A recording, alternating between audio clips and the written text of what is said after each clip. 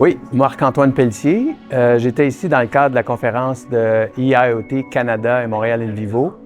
Je suis venu parler à titre d'entrepreneur dans le domaine de la santé numérique et aussi à titre d'investisseur dans le domaine technologique, notamment en sciences de la vie. Bien, d'abord, ce qui est important, c'est de communiquer ce qu'on sait de façon altruiste pour être capable de partager nos expériences avec d'autres, puis éviter que d'autres passent par les mêmes écueils qu'on a passés. C'est le but numéro un. C'est aussi d'avoir un échange créatif avec les participants, avec les autres panélistes, comme il y a eu lieu aujourd'hui. Aujourd'hui, ce qui est le plus marquant pour moi, c'est les défis qui sont associés à la cybersécurité dans le secteur des données qui sont collectées dans le domaine de la santé. C'est de constater qu'il existe par ce fait même des barrières à l'entrée importantes pour des projets, pour des compagnies, pour des chercheurs qui veulent développer des solutions.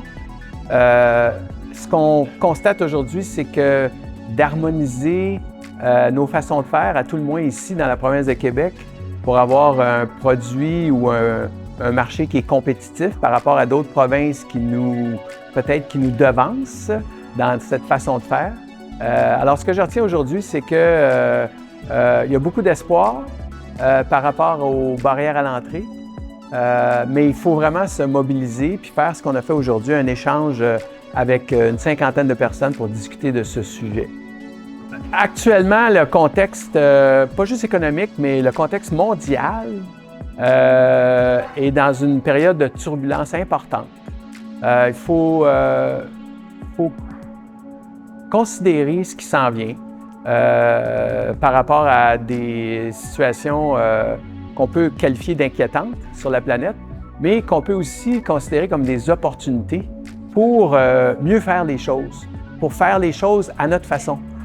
Pour qu'on se distingue sur le marché mondial comme Québécois, comme Canadiens, pour être capable d'arriver avec des solutions qui sont innovatrices, puis des solutions qui émanent de nous.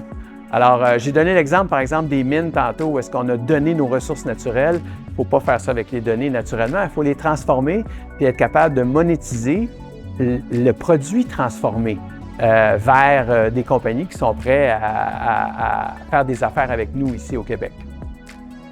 Le mot, je dirais, je ne veux pas utiliser le mot politique de souveraineté, mais je veux utiliser le mot pour ce qu'il est.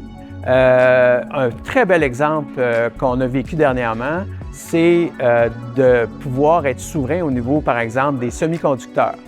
Alors, si on regarde ce qui est en train de se développer du côté de cette filière-là à Bromont, ici à côté de Montréal, ce qu'on veut, c'est d'être capable d'être souverain au niveau de la fabrication des semi-conducteurs, au niveau des équipements de microélectronique.